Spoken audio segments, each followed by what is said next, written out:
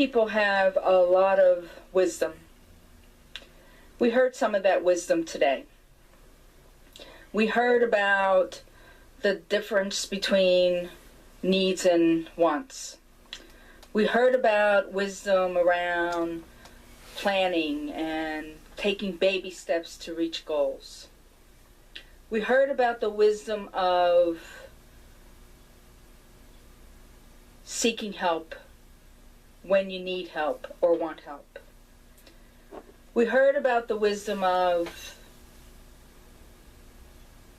living out some passion, getting involved in extracurricular activities at the high school and college level, and how being in that place of engaging your interest and your passion, how that makes a huge difference in focusing in on your academics. We heard about the wisdom of connecting to mentors and coaches. We heard about the wisdom of what kids need from parents in order to thrive, survive, and succeed. We heard about the wisdom of parents showing up at parent-teacher meetings, parent-council meetings, at schools, to support their kids, to fight for what their kids need in the school buildings.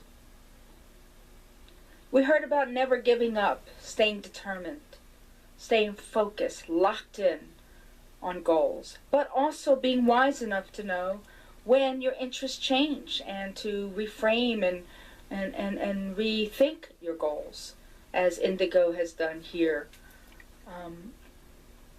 We also learned about how really important it is to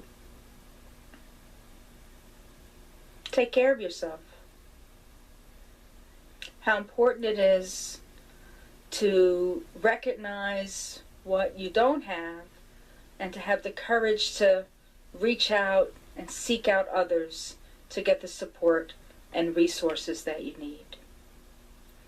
Now, Indigo is a pretty remarkable young person, and I am delighted that she agreed to allow me to feature her on Focus on Teens. She's the first teen I focused on in our program.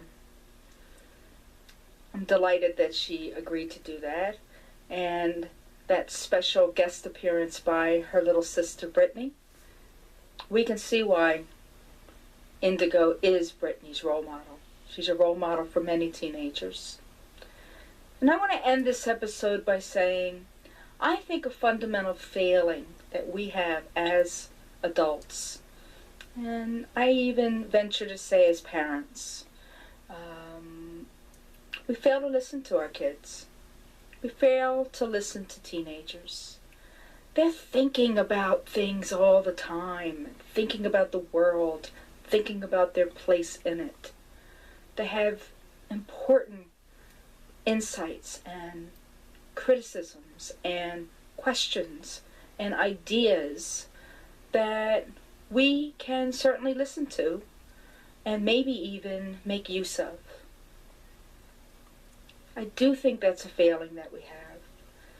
I believe that if we listen to teenagers in schools, that reform can be more meaningful because we will have embraced their experience and embraced their notion of what's needed.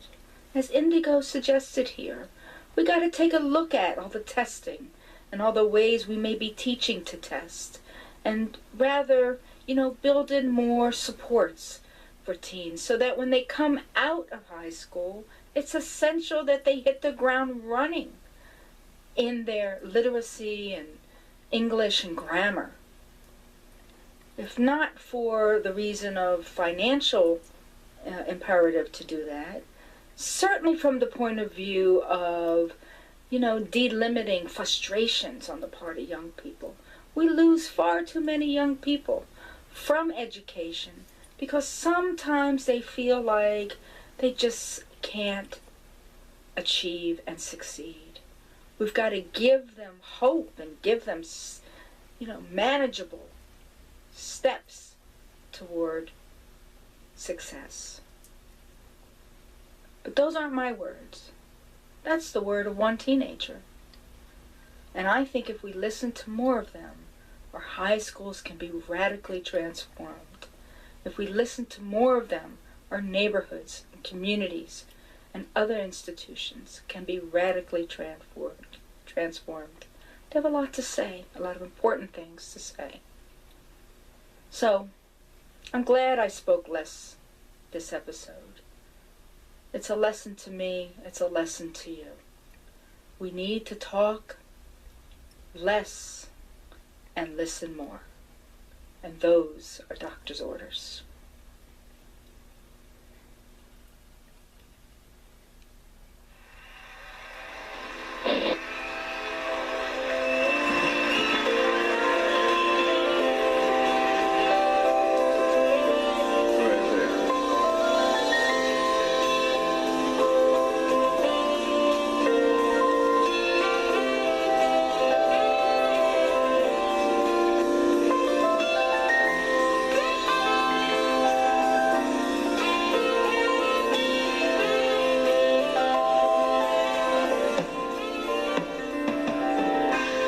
And if you're driving through the country on a late